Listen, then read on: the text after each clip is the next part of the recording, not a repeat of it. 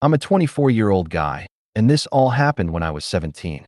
I never thought I'd share this outside of therapy, but this year, something happened that made me realize I can't keep burying it. I still can't wrap my head around it completely, but I'm going to try to put it into words. It was Christmas Eve. Everyone was supposed to be happy, right? Lights twinkling, fake snow on the front porch, the smell of cinnamon and pine floating through the house. Except in our house, that night, happiness had left a long time ago. My dad had been on edge for days. Work stress, his own personal crap, I don't know. I wasn't supposed to care about that stuff. But somehow, I was the target. I'd been trying to help my mom set the table for Christmas dinner, but she was nowhere in sight. Probably locked in her room, crying again. That left me in the living room with my dad, who had this look on his face I'd seen before, but never fully understood. The kind of look that freezes you in place, makes your stomach drop, like you're about to get hit by something you can't dodge. "You're a disappointment," he said, out of nowhere. Not yelling, just stating it, like it was fact. Like I should have already known. I blinked. "What?" My voice probably sounded small, weak, pathetic. "You don't belong here," he added, calm, almost clinical. And then, he did the thing that's haunted me ever since. He grabbed my arm, shoved me toward the door, and before I could even process what was happening, he was dragging me outside into the freezing December air. I remember the snow crunching under my boots. My hands were shaking, not just from the cold. My hands were shaking because I had a trash bag full of my clothes, and I was realizing, in that moment, that I didn't have a home anymore. My dad had just decided that I didn't belong in the house where I'd grown up, where I'd spent every Christmas morning, every birthday, every fight and apology and late-night conversation. Gone. Just like that. He didn't even argue. He didn't wait for me to pack properly. I had a few hours to shove clothes into a trash bag. Socks, hoodies, that hoodie I loved but had holes in the sleeves. A few pairs of jeans. Nothing else mattered. Nothing else existed. I had to leave, and he didn't care. Standing there in the cold, holding a trash bag like I was some kind of garbage, I felt my chest tighten so hard I thought it would explode. I wanted to scream, to beg, to tell him he was wrong, that this was insane, but the words didn't come out. My throat felt blocked by all the weight of every shitty thing he'd ever said to me growing up. "You hear me?" he barked. "Out. Now." I nodded because saying no felt pointless. Walking back inside felt impossible. My mom didn't even come out. I realized then she'd probably learned to look the other way years ago, maybe even the day I was born. I stepped off the porch and onto the icy driveway. The street was silent except for a distant car horn, and the wind felt like it was stabbing through my hoodie. The trash bag in my hands felt heavier than anything I'd ever carried, heavier than my backpack full of school books, heavier than the guilt and shame I carried every time I looked at him. I had nowhere to go, no friends who lived close enough, no relatives who wanted to deal with this mess. My mom was useless. My sister had already moved out. I was alone. I walked down the street, not thinking, just walking, crying silently, trying not to look like I'd lost everything. My sneakers were soaked, my hair stuck to my forehead, my nose running. But what hurt the most wasn't the cold. It was knowing that the man who was supposed to protect me, who was supposed to be my father, had decided that I was disposable. That night, I ended up at a 24-hour diner, sitting in a corner booth, my trash bag at my feet, sipping lukewarm coffee and trying to figure out what to do next. I didn't have a plan. I didn't have hope. I didn't even have a future I could see. I just had this overwhelming, suffocating sense of rejection, of being unwanted, of being broken beyond repair in my own home. And then, as I stared at the fake Christmas tree someone had set up in the corner of the diner, I realized something. I didn't belong there either. Not really. Not anywhere. Not yet. I spent that night wandering streets, parking lots, and gas stations, trying to stay warm, trying to be invisible. Every time a car slowed down, my heart would jump, thinking it was my dad coming to drag me back. Every time I saw a family through a window, laughing, I felt this raw, hollow ache in my chest. I didn't know it then, but that night marked the end of my life as his son and the beginning of a life I'd have to build entirely on my own. I didn't even know I had it in me to survive. But survive I did. Somehow. I haven't been back since that night. Not for birthdays, not for holidays, not for anything. That house became a ghost in my memory, and my dad became a ghost in my life. But this year, something happened that made me shake, not from the cold, but from disbelief. Someone from that house found me. I still remember the moment my phone buzzed, and my chest immediately started hammering like I'd just run a marathon. I wasn't expecting anyone from that house to ever reach out. Not after everything. Not after 17 years of being the disappointment who didn't belong. I almost didn't check it, my thumb hovering over the screen, cold sweat prickling my palms. But I did. The text was short. Too short. Just a few words that made my stomach drop. We need to talk. It's important. No name. No number I recognized at first. I stared at it for a solid minute, my mind spinning in circles. Who the hell would be texting me from there? My dad? God, I hope not. My heart actually hurt at the thought of hearing his voice again. My mom. Maybe, but she'd never reach out herself, too scared to actually deal with anything. Then, I remembered my sister. She had moved out years ago. I hadn't spoken to her in months, not since she got married. I wanted to ignore it. I wanted to toss the phone across the room and pretend it never happened. But curiosity, and a part of me that's always been stubborn, won. I typed back something safe. Something that didn't commit me, didn't give them a reason to think I cared. Who is this? The reply came almost immediately. It's me. I've been thinking about you. I froze. The screen felt like it was burning into my face. Thinking about me. After all this time, what did that even mean? Part of me wanted to delete the conversation right then. Part of me wanted to throw my phone against the wall and scream at whoever this was. But a bigger, quieter part of me, the part that had been silently hoping for something, anything, from that family, made me keep typing. Why now? There was a pause. Long enough that my anxiety ratcheted up so high I was tapping my foot like crazy, staring at the screen as if it would explode. Then, finally, the reply. I know I should have reached out sooner. I didn't know how. Can we meet? I blinked, trying to read between the lines. Who the hell was we? Was it my sister? Was it my mom? Could it even be my dad? My fingers hovered over the keyboard again, but I didn't type anything. I just stared at the message, feeling this weird mixture of panic and hope. No, not hope. Fear mostly. A gnawing, twisting fear I hadn't felt since that night in the snow, holding a trash bag full of my life like it was trash. A part of me wanted to ignore it forever. A part of me wanted to meet them just to scream, just to make them feel the weight of everything they'd done to me. But I didn't. I waited. And the waiting, man, the waiting was worse than anything. Every notification made me jump. Every sound outside my apartment made my heart stutter. Eventually, curiosity won again. I typed a cautious reply. Where? The reply was simple, almost mundane. Coffee shop on Main Street. Tomorrow, 2 p.m. I stared at it for a long time. A coffee shop. Not their house. Not my dad's driveway. Not a courthouse or a lawyer's office. Just a coffee shop. That was enough to make me feel human again. Almost normal. Almost like I wasn't preparing myself to be thrown back into hell. I didn't sleep that night. I kept replaying that moment 17 years ago. Snow crunching, trash bags swinging from my arm. My dad's words cutting deeper than any blade I've ever felt. Every scenario I could imagine for tomorrow made my stomach flip. They could apologize. They could try to manipulate me. Or they could be there just to see if I'd even show up. Some sick game I didn't even know I'd agreed to play. By the time I got to the coffee shop the next day, I was an emotional mess. My hands were clammy, my jaw tight, my eyes scanning every corner like I was expecting someone to jump out and scream at me again. And then I saw them. Not my dad. Not my mom. Not even my sister. It was someone I'd only seen fleetingly in that house. My cousin, Alex. Alex. He'd always been kind of a middle ground between me and the chaos of my parents. Not perfect, not even particularly close, but the one person who never really hated me.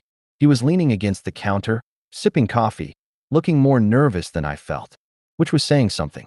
Hey, he said softly as I approached. His voice was almost unrecognizable to me after all this time. Familiar, but different. Like a book I'd read a long time ago and forgot the ending. Hey, I mumbled back, unsure if this was even real. He gestured to a booth. I sat, clutching my coffee like it was a lifeline. He didn't sit immediately, which was weird. He just fiddled with his cup, staring at me like he wanted to say a million things but couldn't find the right words. Finally, he took a deep breath. I know you haven't heard from anyone from that house in years. And you probably don't want to. But I needed to find you. To tell you something important. I wanted to tell him to stop, to leave, to get out of my life before I let him in even a little. But I didn't. My body wouldn't let me. I was frozen, a mixture of dread, anger, and curiosity making me feel like I was suffocating. What is it?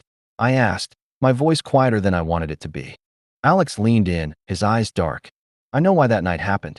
I know why he did what he did. My stomach dropped. Why? Tell me now. He swallowed hard. I can't not hear. Not fully. But I can help you get some answers. And I can help you get what you deserve. I can't change the past. But I can make sure it doesn't define your future. And in that moment, I realized something. I'd spent years running from that house, from that family, from everything. But for the first time in a long time, I didn't feel invisible. I didn't feel disposable. For the first time, someone from that house had found me, not to hurt me, but to give me a chance at something I didn't even know I wanted anymore. I sat there staring at Alex, my chest tightening like someone had just slammed a fist into it. I wanted to laugh, scream, throw the coffee in his face, and run out all at once. My brain was short-circuiting trying to process what he'd just said. I know why that night happened. I can help you get some answers. I can make sure it doesn't define your future. I didn't know whether to trust him. I mean, he was family. But family had a long history of being dangerous, manipulative, and cruel. Every muscle in my body screamed, run, don't trust him. And yet, something in his eyes told me he was telling the truth. Something I hadn't seen in any of my parents in years. Genuine concern. Fear, even, that I'd been abandoned and that he had to fix it. Okay, start talking, I said, my voice rough from not sleeping, from the weight of years of anger and pain I hadn't let out. What the hell are you talking about? He glanced around the coffee shop, making sure no one was listening. It's complicated, but you deserve to know. That night, Christmas Eve, your dad, he wasn't just mad. He was scared, and he wanted you out of the house before something happened that he thought would ruin everything for him. But he didn't just kick you out because he wanted to. There was more going on than you knew. I leaned back, staring at him like he'd just sprouted wings or something. Scared? Scared of what? I've been 17 years old, freezing my ass off outside with a trash bag full of clothes, thinking I'd been abandoned forever. Scared doesn't even begin to cover it. Alex ran a hand through his hair. I know, and I'm not making excuses. He was a piece of shit. He still is. But he had debts. Big ones. And he got tangled up with some people who, well, let's just say they made him feel like if anything went wrong, you'd be collateral damage. He thought pushing you out would protect you in the long run. Stupid, right? And he did it in the cruelest way possible. I'm not defending him. I think you deserve to know why he did it, even if it doesn't make sense. I stared at him in disbelief. Debts, collateral damage, protection. All of it sounded like a sick joke. My dad, who'd always claimed to be a man of principle, dragged me out into the snow like I was trash because he thought he was keeping me safe? My anger flared hotter than I thought possible. My hands were shaking. My stomach was a mess. You're telling me he did all of that because he was scared of getting into trouble? I snapped. So all the years of screaming at me, calling me a disappointment, that was fear? That's your excuse. Alex shook his head quickly. No, that's not an excuse. That's just part of the story. You're right. He's a horrible father. You deserved none of it. You deserved a house, a family, someone to tell you you mattered. But now you have a choice. You can either stay stuck in that past, letting it define you, or you can get some answers, maybe even some closure. I felt my chest tighten again. Closure. That word felt foreign, like a language I didn't know how to speak. All I knew was betrayal, rejection, abandonment. Closure sounded like a lie, like something rich kids talk about after their parents scream at them for being lazy. Closure doesn't fix freezing in the driveway, Alex, I said, my voice breaking slightly. It doesn't fix the way it felt knowing no one cared enough to stop it. Closure doesn't make a Christmas Eve like that disappear. I know, he said softly. I know it doesn't. But you can face him, face the people who hurt you, and take control. Not for them, but for you. You've spent years running, hiding, surviving. Maybe it's time to stop running. The words sank in slowly. Stopping running. That sounded almost terrifying. I'd spent the last 7 years building walls around myself, avoiding my family completely. I'd learned to be self-sufficient, to survive on my own terms. And now this cousin, this one person from that toxic house who hadn't completely abandoned me, was asking me to step back into the fire. I don't know if I can, I admitted quietly. I didn't want him to hear the truth, but the words spilled out anyway. I don't know if I can face him. I don't even know if I want to. Alex leaned back, his eyes serious. You don't have to forgive him. You don't have to hug him or say, I love you. You just need to know the truth. And maybe see that you're not the broken person he made you feel like you were. You're not disposable. You're not a disappointment. And the more you let him control your story from the shadows, the more he wins. I swallowed hard. Part of me wanted to storm out, slam the door, disappear forever. Another part of me, the part that had been quietly screaming for years to understand why, to know the truth, felt this cautious flicker of hope. Maybe, just maybe, Alex was right. Maybe the truth wouldn't hurt as much as silence. Fine, I said finally. I'll do it. But I don't forgive him. I don't care what the reason is. I need to hear it for myself. And that's it. Alex nodded, relief washing over his face. That's fair. You don't owe him anything. You never did. But hearing it, maybe it'll give you the chance to stop being haunted by that night. Maybe it'll give you the chance to finally stop running. And I realized, as I sipped my coffee, that for the first time in years, I wasn't shaking from cold. I was shaking from anticipation, from fear, from anger, from the possibility that something, finally, could change. The past wasn't gone. The pain wasn't gone. But tomorrow, I was going to face it. And I didn't know if I'd survive it unscathed. But for the first time, I felt like maybe I had a chance to come out of it alive, not just existing, but actually being seen. The next day, I found myself parked across the street from the house I hadn't seen in 7 years. 7 years. That's how long it had been since I stood in the driveway, frozen, clutching a trash bag full of everything I owned, and my dad slammed the door behind me. My hands gripped the steering wheel so tight my knuckles turned white. I shouldn't be here. I wasn't supposed to be here. But Alex had insisted. He said this wasn't about forgiveness. This wasn't about letting my dad off the hook. It was about answers. And I needed them. I walked up the walkway, heart pounding in my ears, and felt this familiar, suffocating weight, the same one I'd carried since that Christmas Eve. The door opened before I could knock. And there he was. My dad. Older, grayer, but the same face I'd known all my life. You came, he said flatly. No warmth. No surprise. Just expectation, like he was seeing something minor but inconvenient. Yeah, I said, trying to keep my voice steady. I came because I need to know why. That night, Christmas Eve, his eyes flickered, and I swear I saw something like guilt, or maybe fear, before it disappeared behind that wall he'd perfected over decades. I didn't think you'd come back, he said, almost to himself. Well, here I am, I said. So talk. Or don't. But I'm not leaving until I get some answers. He sighed, rubbed the back of his neck, and looked at the ground. I could hear the old man sighs of someone who spent decades lying to himself as much as to everyone else. You were a mistake, he started, and my chest tightened like I'd been punched. Not that you didn't deserve love, but… He trailed off. I shook my head. Don't start with that. Don't. I've heard all the excuses already. Just tell me why you shoved me out into the snow. Tell me why you made me feel like I was garbage. He looked at me, really looked, and I realized then that he'd never really looked at me before. Not fully. Not without judgment. Not without anger. Not without disappointment. I thought I was protecting you, he said finally. I got involved with people I shouldn't have. Bad people. I owed them money. They said… He stopped again. His voice cracked. I could feel the old anger bubbling up in me, the one that had festered for years. So, because you were scared of your own mistakes, I had to pay the price.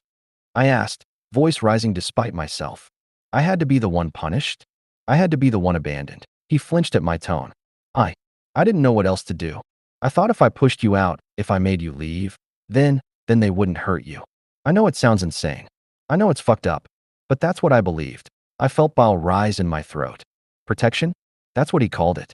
Leaving a 17-year-old kid outside in December with nothing but a trash bag full of clothes was protection? You call that protection? That's called terrorizing your kid. That's called trauma. That's called making them feel worthless their whole damn life. He looked down. I know I failed you. I know. And I'm sorry. More than you'll ever know. Sorry. The word hit me like a slap. Sorry didn't fix the snow in my hair that night. Sorry didn't fix the nights I cried myself to sleep thinking I was unlovable. Sorry didn't fix the years I spent building walls around my heart. Sorry didn't matter. I don't forgive you, I said, each word sharp, precise. I'm not here to hug it out or pretend this never happened. I'm here to get answers. That's it.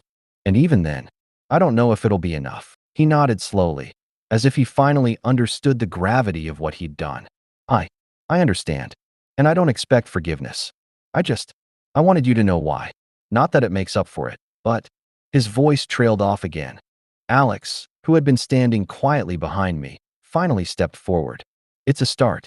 That's all he can give you. The truth. Nothing more. I took a deep breath, trying to steady myself. The old, familiar anger roared up inside me. Years of hurt, betrayal, humiliation, all of it threatening to drown me. And yet, there was a strange clarity, too. The truth, as messed up and twisted as it was, finally existed outside of my imagination. The story wasn't mine alone anymore. I knew why.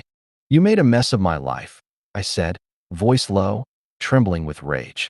You made me feel like I didn't belong anywhere. And you call that protecting me? You ruined Christmas. You ruined birthdays. You ruined every time I tried to trust you. Do you even understand what that feels like? He flinched. I do now. I do. And I'll carry that guilt with me every day for the rest of my life. I'll never stop regretting it. I swallowed hard. I wanted to scream, to hit him, to throw something, to shake him until he felt what I'd felt. But I didn't. I just sat there, letting the storm rage inside me, finally naming it, finally facing it. I didn't forgive him. I didn't hug him. I didn't even look at him the same way. But for the first time, I felt something shift. I had answers. I had the truth. And for the first time in 7 years, I wasn't running. The past still hurt. The past still haunted me. But facing it, for the first time, felt like the tiniest crack in the walls I'd built. And maybe, just maybe, that crack was enough to start letting something else in. Me, finally, unbroken. I left the house that day feeling lighter and heavier at the same time. Lighter because I finally knew. He wasn't the unknowable monster I'd imagined for years. He was human, deeply flawed, cowardly, selfish. He'd hurt me, yes, but now I could see why. He didn't get a pass. He didn't deserve one. But the truth existed outside of my imagination, and that mattered. He didn't follow me out. He didn't call after me. He just stood there, an old man staring at the world he'd broken. And that's when I realized something else. I didn't need him anymore. I didn't need my dad to validate my existence or my choices. I didn't need him to apologize, to hug me, to say I love you. I didn't need anything from him. Alex walked beside me as we got to my car. He didn't say much. He didn't need to. His presence was enough. For the first time in years, I felt like I wasn't entirely alone. He had found me when no one else would, and he hadn't judged me or told me what to do. He had just guided me to the truth. And maybe that was enough for now. Do you feel better? He asked quietly as we paused by the car. I shook my head, smiling wryly. No, I feel raw, exposed, angry as hell. But I feel like I can breathe again, like I finally got a piece of myself back. Alex nodded. Good. That's all that matters. You can't erase what happened, but you can decide how it shapes you from here. And you? You're stronger than you think. I laughed, a bitter, shaky laugh. Stronger? Maybe. Or maybe just stubborn as hell. He smirked. Both. That's why you survived. Driving away from that street, I noticed how quiet the world felt. No snow crunching under my boots. No icy wind stabbing at my face. Just quiet. And for the first time in forever, I realized that quiet wasn't emptiness. It was space. Space to think. Space to heal. Space to figure out who I wanted to be without my dad's shadow over me. Over the next few weeks, I started talking to Alex more. Not every day, not like we were best friends suddenly, but enough to feel connected. He shared details about what had happened after I left, the debts, the threats, the mess my dad had gotten himself into. It was ugly, worse than I could have imagined. But it didn't touch me anymore. That was his life. I had my own now. I started small. Coffee with a friend I hadn't seen in months. Picking up my old guitar and strumming the way I used to when I was 16. Walking through the city at night. Not hiding, not trying to be invisible. Every little step felt monumental. Every time I remembered that Christmas Eve, I felt the old pain, but it didn't control me anymore. It was a memory, a scar, not my identity. Then one evening, Alex dropped a bomb on me. Your dad called me, he said, casually, like it was nothing. What? My stomach dropped. He called you? What? He wanted to see you. Wanted to talk. Said he wanted a chance to explain everything again. I told him you weren't ready. And honestly, you might never be. But he's asking. I felt anger rise, hot and sharp, the way it always did when I thought about him. My instinct screamed at me to say no, to slam the door, to erase him from my life entirely. But there was something else too. Curiosity. Not hope. Not forgiveness. Curiosity. I don't want to see him, I said finally. Not now. Maybe not ever. But I want him to know I'm alive. That I survived. That I'm not broken. Alex nodded. You're not broken. And he'll have to live with that. For the first time, I realized the power shift. I wasn't at his mercy anymore. I didn't need his approval, his love, or his recognition. I was alive. I was whole enough to survive, to move forward, to define my own life. That house didn't own me. My dad didn't own me. And for the first time, I truly believed that nothing could ever take that away. Weeks turned into months. I started reconnecting with a few people from my past, friends who'd drifted away, classmates I'd lost touch with. I found work I loved, and slowly, carefully, I started building a life that wasn't haunted by snow, by doors slammed in my face, by the words, "You don't belong here." And then one day, I got a Christmas card. Not from my dad, not from my mom, from Alex. Just a simple card with a message, "You survived. You're still standing." And that's more than enough. I smiled, holding it in my hands. For the first time in forever, I felt peace. Not the kind that erased the past, but the kind that let me live in the present. That let me keep moving forward without fear. That let me know I belonged somewhere. Somewhere that wasn't defined by my dad's anger or my mom's absence or the family I thought I'd lost forever. I belonged to myself, and that was enough.